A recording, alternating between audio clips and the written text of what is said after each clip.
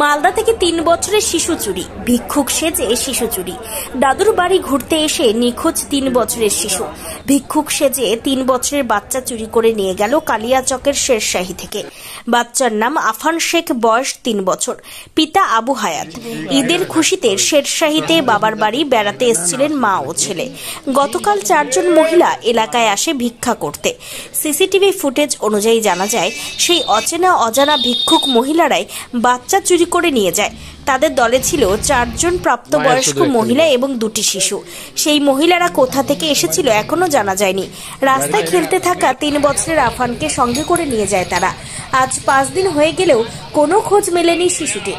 কালিয়াচক থানায় লিখিত অভিযোগ জানিয়েছেন শিশুর পরিবারের লোকজন। ছেলের শোকে সন্তানহারা মা বারবার অজ্ঞান হয়ে যাচ্ছেন।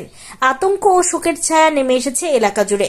এলাকার রাস্তার সিসিটিভি ফুটেজ ও পুরো ঘটনাটি তদন্ত করে দেখছেন কালিয়াচক থানার পুলিশ। অনুরোধ, আপনারা আমার বাচ্চাটাকে একটু খুঁজে দিয়েন, একটু দেখতে পেলে সাহায্য করবেন আমাদের কাছে। আমার বেটা বিনা আমি রইতে পারবো না। আমার বেটাকে আমি চাই, আমি কিচ্ছু চাই না। আমার সোনার দোকানটাকে অনুরোধ করে হয়েছে আগে 2টা দিও সবাই মিলা। কদিন থেকে আমি ওনার বাবা। আচ্ছা, কি চাইছেন?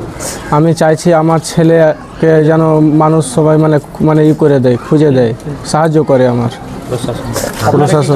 সন্দেহ করছেন যে কিভাবে? শুক্রবার বেলা 3টার দিক থেকে আমার নাতি এখান থেকে একটা চুরি হয়ে গেছে।